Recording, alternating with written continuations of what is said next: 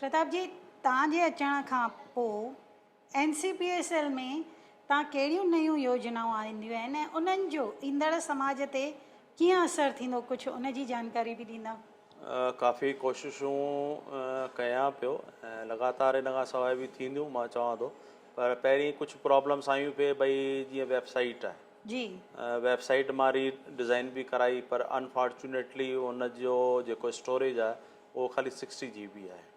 त असां वटि घणी कंप्लेंट्स आयूं कि असां तव्हांजी NCPSL वेबसाइट जेको आहे डाउनलोड नथा करे सघूं या उन्हनि खे ॾिसण में कुझु प्रॉब्लम पे आई। ऐं जीअं ई गवर्नमेंट मूंखे चयो कि ई कंटेंट फॉर्म में तुंहिंजे वेबसाइट ते किताबुनि खे विझीनि, त मां क़रीबन 500 किताबूं उन में विझी छॾियूं। जी। उन सां छा थियो, स्टोरेज मुंहिंजो फुल थी वियो ऐं जेके नेक्स्ट जेका अपलोड करणो हो ई कंटेंट उहो रुकिजी वियो हली। त उनखे मां चयो इन जो सोल्यूशन कढियो वञे ऐं हींअर मुंहिंजी वेबसाइट खे स्टोरेज अपग्रेड कराए 360 GB स्टोरेज करायो आहे, जंहिंसां जेके प्रॉब्लम्स अचनि पियूं उहा क्लियर थी वेंदी। उन खां सवाइ ॾिठमि पिए त जेके एडवर्टाइज़मेंट्स आहिनि, इहा बि नॉलेज में आई त एडवर्टाइज़मेंट जी ॼाण जेको आहे माण्हुनि ताईं नथी पहुचे, सिंधी समाज ताईं नथी पहुचे, असांजे बुज़ुर्गनि ताईं नथी पहुचे, छाकाणि उहे वेबसाइट नथा ॾिसी सघनि। त जयपुर रेडियो स्टेशन सां हिकिड़ो कॉन्टेक्ट मां MOU कयो ऐं जेके जनवरीअ खां मार्च ताईं जेके उन्हनि जा प्रोग्राम हूंदा उहे NCPSL जे तरफ़ां स्पॉन्सर्ड हूंदा। त उहो 5 लख जो असां MOU उन्हनि सां कयो आहे। 3 महीना जेके बि प्रोग्राम जयपुर रेडियो स्टेशन ते प्रसारित थींदा उहे NCPSL स्पॉन्सर्ड आहिनि ऐं उन में असांजा जेके बि मेंबर्स आहिनि प्लस मां बि आहियां, त उहे पंहिंजा पंहिंजा इंटरव्यू ॾींदा रहंदा आहियूं, हर स्कीम जे बारे में ॼाण ॾींदा रहंदा आहियूं। इन खां बि अॻियां सोचियो आहे नेक्स्ट ईयर, छाकाणि जेकी बि असां इनिशिएटिव खणूं था उन्हनि जो को पंहिंजो फाइनेंशियल इम्प्लीकेशन आहे। त जॾहिं फाइनेंशियल इम्प्लीकेशन हूंदो आहे त असांखे government of India J finance department मां परमिशन खपंदी आहे। बिना उन जे असां इहे प्रोग्राम्स जेको आहे इनिशिएटिव्स नथा खणी सघूं। त मुंहिंजे मन में वीचारु आयो कि दूरदर्शन ते DD सिंधी चैनल स्टार्ट थी रहियो आहे ऐं उर्दू बि प्रोग्रामनि खे स्पॉन्सर्ड करे रहियो आहे। त उन स्कीम लाइ क़रीबन काफ़ी अमाउंट जेको आहे उर्दू काउंसिल में आहे। त मां सोचियो छो न जेको आहे सिंधी प्रोग्राम बि NCPSL जे तरफ़ां दूरदर्शन ते स्पॉन्सर्ड कया वञा, त ऑलमोस्ट जेके असांजा माण्हू जेके सिंधी समाज जा आहिनि उहे सिंधी प्रोग्राम ॾिसनि था त उन्हनि ताईं ॼाण सॼी स्कीमुनि ताईं पहुची सघंदी। त इहा ॻाल्हि त थी प्रचार प्रसार जी कि NCPSL जो प्रचार प्रसार समाज जे हर कोने ताईं पहुचे, हर इंसान ताईं पहुचे। पर इन खां सवाइ कुझु इनिशिएटिव्स मां खया आहिनि जेके लॻनि था कि काफ़ी उहो इनिशिएटिव्स पहिरीं थियणु घुरिजनि हा, पर अनफॉर्चुनेटली कुझु सरकमस्टांसिस रहंदा आहिनि ऐं उन करे असां न करे सघंदा आहियूं के बि शयूं जेको आहे। हर शइ जो वक़्तु हूंदो आहे, हर शइ जो वक़्तु, हा, बिल्कुलु बिल्कुलु बिल्कुलु। त ईंदे ई छाकाणि त मां अकेडमिक इंस्टीट्यूशन में गवर्नमेंट कॉलेज में हेड ऑफ डिपार्टमेंट हुउमि सोशलॉजी जो, त मूंखे ध्यानु आहे कि हर संस्था जो पंहिंजो कुल गीत हूंदो आहे। उन जी पहचान उन जे कुल गीत सां हूंदी आहे त उहा संस्था कहिड़े क्षेत्र में कमु करे रही आहे। त पहिरियों कमु त इहो ई कयो त मां इन जो कुल गीत मां ठाराए वरितो पंहिंजो ऐं एग्ज़ीक्यूटिव जी 1 अक्टूबर ते एग्ज़ीक्यूटिव जी जेका मीटिंग थी उन में मिनिस्टर साहब इन जो ख़ुदि इनॉग्रेशन कयो ऐं हाणे पब्लिक डोमेन में उहो कुल गीत आहे जेको आहे। इन खां सवाइ मां सोचां थो कि कुल गीत कहिड़े मिनिस्टर साहब जे हथां तव्हांजो थियो? असांजो जेको SRD जो मिनिस्टर जेको आहे डॉक्टर रमेश पोखरियाल निशंक, उन्हनि जे थ्रू मां इहो एग्ज़ीक्यूटिव जी मीटिंग में इनॉग्रेशन करायो। तमामु ख़ुशि थिया उनखे इन इनिशिएटिव खे काफ़ी एप्रिशिएट बि कयो। ॿियो बि हिकिड़ो उन इनिशिएटिव सां जेको हिन टेन्योर में मां कयो जेको आहे, असां वटि सिंधी लैंग्वेज लर्निंग क्लासिस में अॼु ताईं जेको आहे लास्ट ईयर ताईं 4300 ॿार रजिस्टर्ड हुआ। जॉइन करण खां पोइ लॻभॻि काउंसिल जे मेंबरनि, मुंहिंजी ऑफिस, मां ऐं महिनत करे असां इन ॻाल्हि जी कोशिशूं कयूं कि कीअं ॿारनि खे वधायो वञे। त हिन साल 10,000 ॿार रजिस्टर्ड हुआ, 10,000 कया ऐं दिसंबर में उहो इम्तिहान थी वियो ऐं उनजो एवेल्यूशन जो कमु हले थो जेको आहे। उन में हिकिड़ी ॿी प्रॉब्लम बि आई हुई कि टीचर्स जा पेमेंट्स जा बि काफ़ी प्रॉब्लम्स ईंदा हुआ कि जेसिताईं रिज़ल्ट आउट न थींदी तेसिताईं उन्हनि जो पेमेंट न कयो वेंदो। त मां ऑफिस खां ॼाण वरिती भई छो पेमेंट न कयो वेंदो, इन जो को छा रूल ठहियलु आहे? त उन्हनि चयो को अहिड़ो को रूल कान्हे, जनरली असां ईअं पैरामीटर ठाहे रखियो। त मां चयो जिन टीचर्स पढ़ायो आहे त उनजो पेमेंट त असांखे करिणो ई आहे, त हिन पेमेंट खे छो, हा, उन्हनि जो रिज़ल्ट सां को लेनो देनो बि न आहे। हुननि पाढ़ियो आहे त उन्हनि जो महिनतानो रेम्यूनेशन उन्हनि खे मिलणु घुरिजे। त 15 डिसंबर ते इम्तिहान थियो ऐं लॻभॻि 5 तारीख़ ते ऑलमोस्ट 80 to 90% टीचर्स जो पेमेंट मां करे छॾियो आहे। ऐं कुझु टीचर्स जो कुझु टेक्निकल प्रॉब्लम्स आहिनि, उन जा जेके अकाउंट्स आहिनि उहे वेरीफाई बैंक जे तरफ़ां न पिया थियनि, जेको आहे ॿियो कुझु टेक्निकल प्रॉब्लम्स हूंदियूं आहिनि। हाणे इहे त ॻाल्हियूं थियूं असांजियूं तव्हांजे इन जे हिसाब सां। सोशल मीडिया जीअं तव्हां चयो प्रसार प्रचार जे लाइ तव्हांजूं हेतिरियूं सुठियूं स्कीम्स आहिनि, हेतिरो सुठो गवर्नमेंट जे तरफ़ां आहे, DD बि जल्दी ई चालू थींदो, असां उहा तव्हांखे शुभकामनाऊं ॾींदासीं त तव्हांजूं महिनतूं उहे बि सफलियूं थियनि। पर छा जीअं अॼुकल्ह जे ज़माने में व्हाट्सएप आहिनि, इंस्टाग्राम आहिनि, ट्विटर आहिनि, छा इन्हनि में बि थोरी NCPSL जी जानकारीअ जी पहल ॾियण जी तव्हांखे ज़रूरत महसूसु नथी थिए? उन ई बिल्कुलु छा आहे, सोशल मीडिया जो पंहिंजो पाण में वॾो रोल आहे ऐं उहो इफेक्ट करे रहियो आहे, समाज खे बि इफेक्ट करे रहियो आहे। छो त तव्हांजूं स्कीम्स जेके आहिनि जेकॾहिं नौजवाननि ताईं पहुचंदियूं त हिकु त आशा जाॻंदी मन में त असां कुझु कयूं था त असांजा क़दरदान वेठा आहिनि, ऐं पैरामीटर में अची करे कमु करिणो आहे त इहा हिकु सुठी ॻाल्हि आहे। हा, एक्चुअली उहो जेको परसेप्शन सिंधी समाज जो आहे, अगरि असां पैरामीटर्स जे अकॉर्डिंग कमु कंदासीं त असांजो बि नालो थींदो, हुन में समाज जो नालो आहे। त हीउ समाज अहिड़ो आहे जेको डेडिकेटेड आहे ऐं गवर्नमेंट रूल्स खे प्रॉपरली फॉलो करे थो, जेको आहे।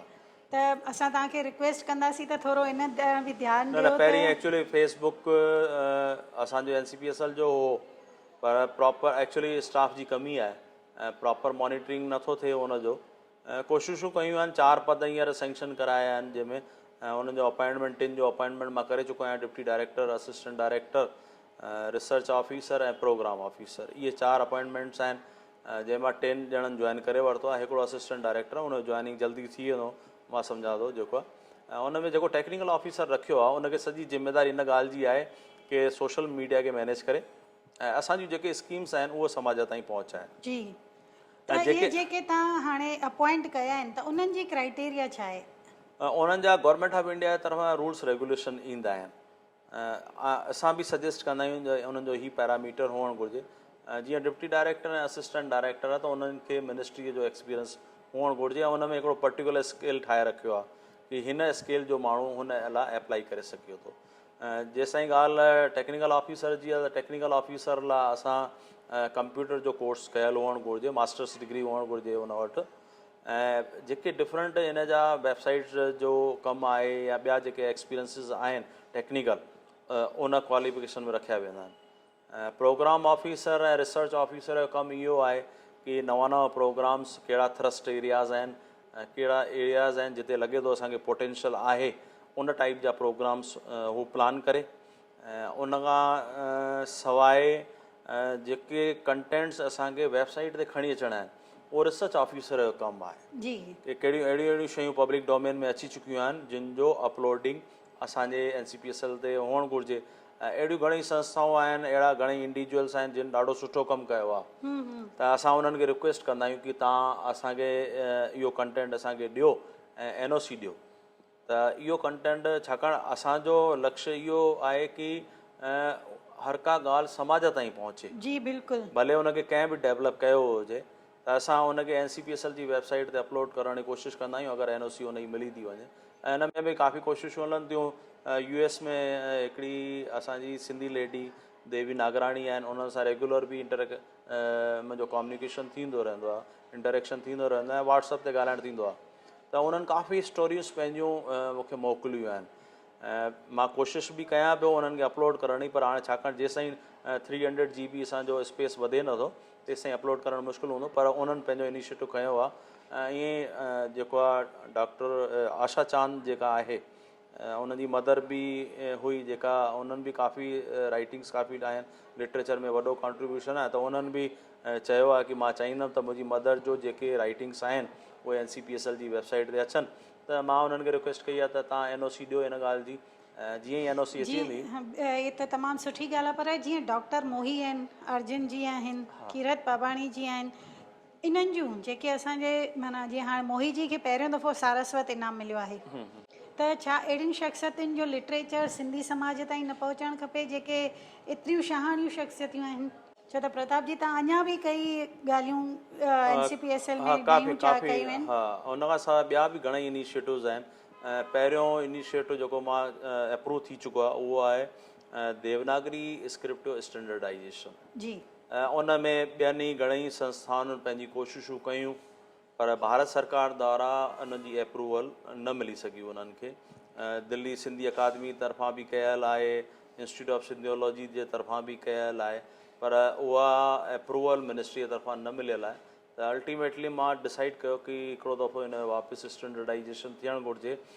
सेंट्रल हिंदी डायरेक्टरेट सां इन जो MOU जल्दी थियण वारो आहे। पेपर्स फाइल हली वई आहे, हुनजो नोटिंग सभु थी विया आहिनि हली, ऐं उहो मैटर CSD वटि पहुची चुको आहे। इन जल्दी मानकीकरण असां देवनागरी स्क्रिप्ट जो कराईंदासीं, ऐं पोइ जेके उहो पैरामीटर्स आहिनि जेको स्टैंडर्डाइजेशन थी वेंदो, भारत जूं जेके बि संस्थाऊं आहिनि, चाहे स्टेट अकेडमियूं आहिनि, स्टेट कॉलेजिस आहिनि, यूनिवर्सिटीज़ आहिनि, उन्हनि खे उहो कॉपी सां मोकिलींदासीं, ऐं उन जे बेसिस ते असांजा देवनागरी जा किताब लिखिया वेंदा।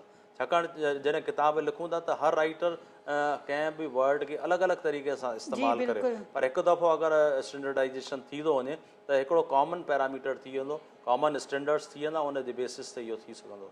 इन खां सवाइ सिंधी कम्यूनिटी रेडियो ऐप जेको आहे उन जे मथां कमु हली रहियो आहे। उहो ऐप जेको आहे इन ॻाल्हि ते आधारित आहे कि मोबाइल वांगुरु ॿिया बि घणेई ऐप आहिनि। जेको आहे हिन जो फ़ाइदो इहो आहे कि हिन ऐप खे जिते बि डाउनलोड कयो वेंदो त उन में कंटेंट अची वेंदो हली, ऐं उहो कंटेंट अहिड़ो हूंदो जेको तव्हां 24 आवर्स ॿुधी सघो था।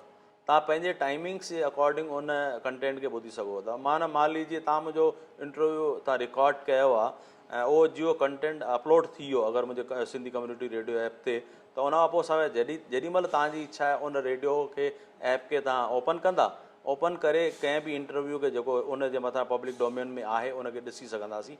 उन जी हिकिड़ी टाइम लिमिटेशन थींदी, अगरि उन जी स्टोरेज जे मथां डिपेंड थो करे।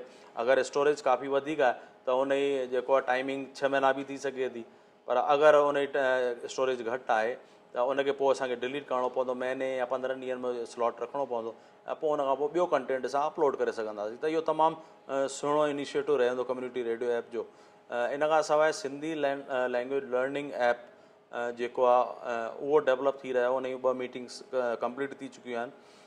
उन में सेंट्रल लैंग्वेज जेको आहे मैसूर में जेको डिपार्टमेंट आहे उन जे सहयोग सां असां ॿिन्ही स्क्रिप्ट्स में सिंधीअ जी, जंहिंमें देवनागरी बि आहे, अरबी आहे, ऐं उहो ईज़ीएस्ट फॉर्म में असांजे ॿारनि ताईं पहुचे। उन जी ख़ासि ॻाल्हि इहा थींदी कि जीअं ई तव्हां डाउनलोड कंदा त मूंखे इहा ॼाण मिली वेंदी कि कहिड़े शहर मां इहो कंहिं जेको आहे उते डाउनलोड कयो आहे, ऐं उनजो डाटा मोड सॼो अची वेंदो। केतिरा अहिड़ा व्यूअर्स आहिनि जेके उन ऐप खे एक्टिवली ॾिसी रहिया आहिनि, त टोटल नंबर जा ऑब्ज़र्वर बि अची वेंदा मूं वटि, कहिड़ा एक्टिव मुंहिंजा आहिनि उहे बि ॼाण मिली वेंदी। इन खां सवाइ उन ते मां ऑनलाइन टेस्टूं बि रखंदुमि, त उन जूं कुझु पर्टिकुलर टेस्टूं हूंदियूं 10, 20, 25, 30 जेके बि पैरामीटर्स में अचनि थियूं, उहे टेस्टूं असां रखंदासीं, ऐं जेको ॿारु उन टेस्टुनि खे पास करे थो त उन में ऑटोमेटिकली जीअं लास्ट टेस्ट उहो कंप्लीट कंदो त हिकिड़ो सर्टिफिकेट जनरेट थी वेंदो जंहिंमें मुंहिंजी सिग्नेचर हूंदी। त उन लाइ ऑफिस में उनखे वञणु अचण जी ज़रूरत कान्हे, सिंधी सर्टिफिकेट कोर्स उनखे हथों हथु मिली वेंदो हली। जेको आहे इहा त तमामु सुठी ख़ुशीअ जी ॻाल्हि थी वई त घर वेठे असां सर्टिफिकेट वठी था सघूं। हाणे असां प्रताप जी सां ॼाणींदासीं त हिननि सर्टिफिकेट्स जी छा वैल्यू आहे। इन सर्टिफिकेट जी वैल्यू वधाइण लाइ मां इहा कोशिशि कई आहे, नेशनल ओपन स्कूल NIOS जेको आहे उन सां ॻाल्हि ॿोल हली रही आहे। छा आहे कि अगरि सर्टिफिकेट NIOS ऐं HRD मिनिस्ट्री जे मुंहिंजे डिपार्टमेंट जे तरफ़ां ॾियूं था त असां गवर्नमेंट खे ॿियनि डिपार्टमेंट खे लिखंदासीं त जॾहिं बि को सलेक्शन थिए जंहिंमें इन ॻाल्हि जो मैंशन आहे कि knowledge of Sindhi language compulsory आहे, त उहो सर्टिफिकेट उते कमु ईंदो। अहिड़ा के कोर्सेज आहिनि जिन में इहा हाणे ताईं असांजो NCPSL जो कोर्स जेको आहे सर्टिफिकेट कोर्स आहे, उन जी जेको आहे सर्टिफिकेशन NIOS सां इन करे कराए रहिया आहियूं त छाकाणि NIOS जेको आहे उहा हिकु अकेडमिक बॉडी आहे, ऐं उहा रेगुलर ई एग्ज़ामिनेशन कंडक्ट कराए रही आहे त कंहिं बि प्रोसेस में सर्टिफिकेशन में टे प्रोसेस थींदा आहिनि। पहिरियों प्रोसेस थींदो आहे तव्हांजो एडमिशन जो, ॿियो थींदो आहे क्लासरूम टीचिंग जो को आहे, ऐं टियों तव्हांजो प्रोसेस थींदो आहे एग्ज़ामिनेशन जो। लिमिटेड फंड्स आहिनि, उन में कोशिशि इहा ॻाल्हि हले रहे थी त एडमिशन ऐं टीचिंग जो प्रोसेस मुंहिंजो डिपार्टमेंट करे, एग्ज़ामिनेशन जो पार्ट जंहिंखे स्पेशलाइजेशन NIS के आहे त उहो NIS एग्ज़ामिनेशन कराए, उन जी कॉपियुनि जी इवेल्यूशन कराए ऐं सर्टिफिकेट जेको मिलंदो उहो ॿिन्ही डिपार्ट्समेंट जे तरफ़ां मिलंदो, ॿिन्ही ऑफिसरनि जी उन ते साइन हूंदी, त उन जी सर्टिफिकेशन जी वैल्यू वधी वेंदी उन सर्टिफिकेट जेको ॿार उनखे मिले थो। ऐं जॾहिं बि नौकिरीअ जे का एडवर्टाइज़मेंट थिए थी त जिते असां डिमांड कयूं था कि preference will be given to the Sindhi knowing student या एप्लीकेंट, उन में उनखे फ़ाइदो थी। असां इन खां सवाइ जेको आहे जेके असांजा ॿार एडमिनिस्ट्रेटिव सर्विसिस में स्पेशली इंडियन सिविल सर्विसिस में वञणु चाहिनि था त अहिड़े ॿारनि खे बि असांजे डिपार्टमेंट जेको आहे कोर्स कंटेंट जेको सिंधीअ जो पेपर थींदो आहे उन जूं किताबूं पंहिंजूं छापाए रखियूं आहिनि ऐं तमामु लिमिटेड कंटेंट आहे उन अंदरि, ऐं उन जी कॉस्ट शायदि 400 रुपया 8 किताबनि जी आहे, त 400 रुपये में उहे ॿार 8 किताब उहे परचेस करे सघनि था। ऐं प्लस न केवल एतिरो किताबनि जे थ्रू बल्कि असांजा मोटिवेशनल वर्कशॉप बि हलनि था। IS या हींअर 2 तारीख़ जेको आहे गोंदिया में इहो वर्कशॉप थी रहियो आहे, शायदि मां उते विज़िट कंदुमि, अहिड़नि ॿारनि खे मोटिवेशन लाइ उहे लेक्चर्स बि असां IS या वर्कशॉप्स बि करायूं था ऐं उन्हनि खे उहे बुक्स बि। हा, IAS जो कोर्स थींदो आहे, हा, जेको NCPSL जे तरफ़ां माना मेरिट्स ते अची वेंदा आहिनि ॿार जल्दी। हा, उहो सिंधी जेके ॿार आहिनि त उन्हनि खे पास आउट थियण में आसानी थी वेंदी हा, आहे। उन आसानी इन रूप में थींदी आहे न, छाकाणि त अगरि तव्हां ॿियो को सब्जेक्ट खणो था, हिस्ट्री खणो था, सोशलॉजी खणो था, त उन लाइ तव्हांखे क़रीबन 15-20 बुक्स रेफरेंस में पढ़णियूं पवंदियूं, पर असांजो हिकिड़े तमामु लिमिटेड, मां सम्झां थो 2000-3000 पेजनि में असांजो सॼो कोर्स मटीरियल आहे, त उहो तव्हां आराम सां उनखे पढ़ी करे ऐं सुठा नंबर खणी सघो था। जेको आहे IAS ऑफिसर इंडियन थियण सिविल जे लाइ सर्विस, त सिंधी ॿारनि जे लाइ हाणे IAS ऑफिसर जेका की हिकु शान जी ॻाल्हि आहे, उहो बणिजणु तमामु आसानु आहे। उन जे अलावा ॿिया कोई कोर्सिस आहिनि जेके सिंधी ॿारनि जे लाइ आहिनि? बसि इहे सर्टिफिकेट डिप्लोमा ऐं एडवांस डिप्लोमा कोर्सिस आहिनि, इहे 3 कोर्सिस असां करे रखिया आहिनि। प्लस सिविल सर्विसिस में त असां मोटिवेशन था कयूं कि असां चऊं था कि ॿारनि खे IS ठहिणु घुरिजे जेको आहे, छाकाणि त जॾहिं देश जी पॉलिसी मेकिंग थींदी आहे त उन्हनि में पॉलिटिशियंस ऐं ब्यूरोक्रेट्स इन ॿिन्ही जो तमामु वॾो रोल रहंदो आहे। त असांजा सिंधी ॿार अगरि ब्यूरोक्रेसी में अचनि था त उहे निश्चित रूप सां अगरि असांजे कोर्स कंटेंट खे पढ़ी NCPSL जे वर्कशॉप खे अटेंड करे अगरि उहो अचे थो, ॿार IS ठहे थो, त उन जो अटैचमेंट NCPSL सां बि हूंदो ऐं सिंधी समाज सां बि हूंदो, त उहो सिंधी समाज खे बि वधीक ऐं उहो फ़ाइदो अॻियां ॾेई हली सघंदो। करे सिंधी समाज खे वधाइण जी कोशिशि कंदो जेको आहे। जी जी त इहो हिकिड़ो बेनिफिट थिए थो जेको आहे। ॿियूं घणेई काफ़ी स्कीम्स भारत सरकार जूं आहिनि। ॻाल्हि इन ॻाल्हि जी आहे त अगरि सिंधी समाज में यूनिटी हुजे ऐं असांजो मेन ऑब्जेक्ट इहो हुअणु घुरिजे कि बिज़नेस पंहिंजी जॻह हूंदो आहे, पर पढ़ाईअ जो सभिनि खां वधीक इम्पोर्टेंस आहे, त पहिरीं प्रायोरिटी असांखे पढ़ाईअ खे ॾियणी आहे, उनखां पोइ पढ़ाई करण खां पोइ असांखे बिज़नेस में वञिणो आहे या सर्विस सेक्टर में वञिणो आहे, कहिड़े बि सेक्टर में वञिणो आहे, त उन जो पंहिंजो पढ़ाई जो इम्पोर्टेंस आहे। त मुंहिंजो सिंधी समाज खे ऐं सिंधी भाउरनि खे बि आहे त 2 ॻाल्हियुनि जी तमामु घणी ज़रूरत सिंधी समाज खे आहे। हिकु त पंहिंजे समाज में यूनिटी ऐं पंहिंजे समाज जा जेके अफ़सर आहिनि उन्हनि खे अॻियां वधाइणो आहे, उन्हनि खे सपोर्ट करिणो आहे, उन्हनि खे को परेशानियूं आहिनि त उन्हनि जी ॻाल्हि मंत्रालय ताईं पहुचाइणी आहिनि जेके पॉलिटिशियन असांजा सिंधी समाज जा आहिनि। ऐं ॿियो समाज में पढ़ाईअ जे इम्पोर्टेंस खे अॼु असांखे सम्झणो पवंदो। जेसिताईं असां न पढ़ंदासीं त सरकारी योजनाऊं जेके भारत सरकार हलाई रहियूं आहिनि उन्हनि जी ॼाण उन्हनि ताईं न पहुचंदी, ऐं जेके अञा बि असांजा जेके सिंधी परिवार आहिनि जिन जी फाइनेंशियल पोजीशन तमामु सुठी न आहे उन्हनि ताईं उहा ॼाण पहुचंदी ऐं सिंधी समाज ताईं उहा ॼाण पहुचे थी त उन्हनि जो अपलिफ्टमेंट थी सघंदो। NCPSL खे सिंधी समाज जी मदद जे लाइ गवर्नमेंट जे तरफ़ां हर साल घणो फंड अलॉट थींदो आहे? एक्चुअली अगरि ॿियनि ऑर्गेनाइजेशन्स खे मां ॾिसां त उन ऑर्गेनाइजेशन जे कंपेरिज़न में तमामु घटि फंड्स आहिनि। केवल 5.65 करोड़ जेको आहे हिन साल हुननि कयो आहे, पर इन खां सवाइ मां एडिशनल बजट जी डिमांड कई आहे, जंहिंमें 9 करोड़नि जा प्रपोज़ल्स मां उन्हनि वटि पहुताया आहिनि जेको आहे। पर प्रॉब्लम अञा उन में टेक्निकल प्रॉब्लम या ब्यूरोक्रेटिक प्रॉब्लम इहा अची रही आहे कि असांजी जेका एग्जीक्यूटिव जी मीटिंग आहे उन मीटिंग खे ऑर्गेनाइज़ करण में 4 महीना 3 महीना लॻी वेंदा आहिनि। त असां उन जी एग्जीक्यूटिव जी मीटिंग खां पहिरीं पंहिंजे प्रपोज़ल्स खे एग्जीक्यूट नथा करे सघूं। त मां हाणे हिन दफ़े सोचियो आहे कि मिनिस्ट्री सां मां ॻाल्हाईंदुमि, छाकाणि जेके रूटीन प्रपोज़ल्स आहिनि उन लाइ शायदि एग्जीक्यूटिव बोर्ड जी परमिशन न हुअणु घुरिजे।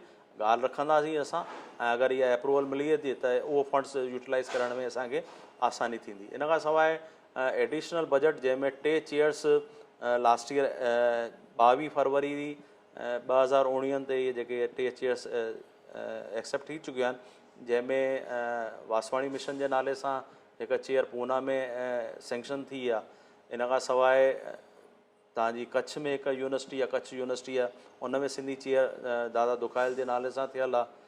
ऐं इन खां सवाइ हिकु जेको आहे भोपाल में चेयर एक्सेप्ट थी चुकी आहे। इन खां सवाइ 10 एंडोमेंट लेक्चर्स जेको आहे सेंक्शन थी चुका आहिनि। इन एंडोमेंट लेक्चर्स में 20 लख जो अमाउंट जंहिं बि ऑर्गेनाइजेशन में असां एंडोमेंट लेक्चर स्टार्ट करणु था चाहियूं। मां अॼु जय हिंद कॉलेज में आयुमि त जय हिंद कॉलेज खे बि मां चयो कि अहिड़ा एंडोमेंट लेक्चर्स कंहिं तव्हांजो लिटरेचर में जेको आहे या को पोइट आहे उन जे नाले सां इहो एंडोमेंट लेक्चर स्टार्ट थी सघे थो। 20 लख जो अमाउंट उन ऑर्गेनाइजेशन खे असां ॾींदासीं। उनजो जेको व्याज ईंदो उन व्याज ते सॼे साल में 1 या 2 सेमिनार असां करे सघूं था जेको आहे। त इहो हिकिड़ो रेगुलर फीचर उन कॉलेज जो थी वेंदो हली। जी जी जी, उहो संस्कृत भाषा जो प्रचार बि थी वेंदो, हा, ऐं फंड्स जो प्रॉपर यूटिलाइज़ेशन, उन्हनि ते नज़रदारी बि बराबरि प्रॉपर तरीक़े सां असांजा नई टहीअ जा ॿार बि उन सां जुड़ी सघंदा, छाकाणि कॉलेजनि में ई असांजा ॿार आहिनि बि। हाणे तव्हां हेतिरियूं असांखे जानकारी ॾिनियूं, अॼु दर्शकनि चङो ॿुधो, तव्हांखे चङनि जे मन में इहा इच्छा आई हूंदी त NCPSL जे दायरे में अंदरि अचण जे लाइ असांखे छा एलिजिबिलिटी हिकु नॉर्मल माण्हूअ खे हुजणु खपे जो हो NCPSL में कमु करण जो हिकु सदस्य थी सघे? मां तव्हांखे ॿुधायां थो, हिन में कैटेगरी वाइज़ लॻभॻि मैक्ज़िमम 20 मेंबर हूंदा आहिनि। हिकु वाइस चेयरमैन जो पद थींदो आहे, इहो नॉमिनेटेड थींदो आहे। नॉमिनेशन अल्टीमेटली फाइनली जेको आहे उहो मिनिस्टर जे तरफ़ां थींदो आहे। मिनिस्टर साहिबु उन्हनि जे कॉन्ट्रीब्यूशन खे ॾिसी उन्हनि जा जेके पार्टिसिपेशन आहिनि सोशल सर्विसिस उनखे कंसीडरेशन में खणी करे ऐं उन्हनि मेंबर्स खे अपॉइंट कंदो आहे। उन्हनि में उन्हनि कुझु कैटेगरियूं ठाहे रखियूं आहिनि। उन्हनि कैटेगरीज़ मां उन्हनि खे नॉमिनेट कयो वेंदो आहे, जीअं नॉन गवर्नमेंट ऑर्गेनाइजेशन या वॉलंटरी ऑर्गेनाइजेशन्स। सॼे भारत में सिंधी समाज जूं जेके नॉन गवर्नमेंट ऑर्गेनाइजेशन्स आहिनि उन मां मैक्ज़िमम 4 मेंबर असां खणी सघूं था जेको आहे। उन खां सवाइ 6 प्रोमिनेंट स्कॉलर्स आहिनि। उहे स्कॉलर्स जिन लिटरेचर में तमामु सुहिणो कमु कयो आहे सिंधी समाज में, अहिड़ा 6 एक्सपर्ट सॼे भारत मां कया वेंदा आहिनि। 6 अहिड़ा असां प्रोमिनेंट पर्सन्स खणंदा आहियूं जेके सोशल सर्विस में कमु करे रहिया आहिनि ऐं सिंधी शिक्षा जे क्षेत्र में तमामु सुहिणो कमु कयो आहे उन्हनि। त अहिड़नि जो बि असां अपॉइंटमेंट कंदा आहियूं। ऐं इन खां सवाइ 4 जेको आहे भारत जा जेके जोन आहिनि, ईस्ट वेस्ट नॉर्थ ऐं साउथ, उन मां हिकु मेंबर जो सिलेक्शन थींदो आहे। त इहे टोटल 20 मेंबर असां कंदा आहियूं। उन में हिकिड़ो वाइस चेयरमैन जो बि पद थींदो आहे, उहो बि नॉमिनेटेड मिनिस्टर जे तरफ़ां कयो वेंदो आहे। उन खां सवाइ काउंसिल खे हलाइण लाइ उनजो हिकिड़ो डायरेक्टर हूंदो आहे जेको उन काउंसिल जो प्रिंसिपल एग्जीक्यूटिव ऑफिसर थींदो आहे। त जेके कमेटीअ में सब कमेटीज़ में प्रपोज़ल्स ईंदा आहिनि उहे जॾहिं एग्जीक्यूटिव खां पोइ पास थी वेंदा आहिनि त उहो डायरेक्टर उन्हनि जो एग्जीक्यूशन कंदो आहे। प्रताप जी, असां तव्हांजो धन्यवाद ॾियणु चाहींदासीं जो अॼु तव्हां पहिरियों दफ़ो मूंखे लॻे थो NCPSL जे कंहिं डायरेक्टर इंटरव्यू जे थ्रू सभिनी खे सॼे समाज खे एतिरियूं सुठियुनि स्कीम्स सां अवगत करायो आहे, उन्हनि जी जानकारी ॾिनी आहे। ऐं ईंदड़ वक़्त में बि असां अञा उमेदूं कंदासीं त तव्हां नयूं नयूं स्कीम्स खणी अचो। जेके तव्हांजे माइंड में हिन वक़्तु तव्हांजे ज़हन में ॻाल्हियूं आहिनि उहे शल जल्दी ई पूरियूं थी करे पेपर लेवल ते अची वञनि, सभु फॉर्मेलिटीज़ पूरियूं करे जल्दी समाज ताईं पहुचनि। इन जे लाइ असां तव्हांखे शुभकामनाऊं बि ॾींदासीं। महिरबानी। बसि मुंहिंजी ख़ाली हिकिड़ी रिक्वेस्ट आहे कि सिंधी समाज यूनाइट थिए, मुंहिंजा हथ मज़बूत करे त मज़बूतीअ सां मां भारत सरकार जे साम्हूं पंहिंजी ॻाल्हि रखे सघां ऐं उन्हनि खे फाइनेंस अप्रूव कराए सघां ऐं सिंधी समाज जो मुंहिंजे मथां आशीर्वाद रहे त असां समाज खे वधाइण में असांखे शक्ति ॾे भॻवान ऐं ईअं ई समाज वधंदो रहे, फलजंदो रहे, फूलजंदो रहे। जय झूलेलाल, जय भारत। प्रताप जी, तव्हां अॼु असां सां गॾु असांजे दिलवारा दिलेर सिंधी जे सेट ते आयो, तव्हांखे असांजे सेट ते अची करे कीअं लॻो? अॼु जेको इंटरव्यू हिना शहदादपुरी अॼु कयो आहे ऐं NCPSL जे बारे में जानकारीअ लाइ असां वेठासीं, मूंखे लॻे थो इहो इंटरव्यू तमामु सुहिणो रहियो ऐं जेका जानकारी असां सम्झूं था कि समाज ताईं पहुचणु घुरिजे, उनजो फ़ाइदो सॼे समाज ताईं पहुचणु घुरिजे, इहो तमामु असरदार इंटरव्यू रहियो ऐं तमामु सुहिणे ऐं प्रोफेशनल तरीक़े सां हिना शहदादपुरी इहो इंटरव्यू कयो। ऐं मां महिरबानी आहियां ऐं हिननि खे वाधायूं ॾींदुमि दिलवारा दिलेर सिंधी चैनल खे कि हिननि अहिड़ो सुठे तरीक़े सां हुनखे स्ट्रक्चर्ड कयो ऐं प्रोफेशनल तरीक़े सां मुंहिंजे साम्हूं खणी आया ऐं उन ॻाल्हियुनि खे रखियनि जेके समाज लाइ लॻनि था कि इहे क्वेश्चन्स जेके आहिनि इम्पोर्टेंट आहिनि, जंहिंजी ॼाण उन्हनि खे मिलणु घुरिजे। इन इंटरव्यू सां उन्हनि खे फ़ाइदो पहुचंदो ऐं असां मिली करे सिंधियत खे ईअं वधाईंदासीं। जी, असां इन उमेद सां त सिंधियत जो वाधारो अञा थिए त अचो ॾेई हथ में हथ हिकु क़दम अॻिते वधायूं, सिंधी ॿोली ऐं तहज़ीब खे ऊचाइयुनि ते पहुचायूं, सिंधियुनि जो शान वधायूं। जीए असांजी सिंधियत।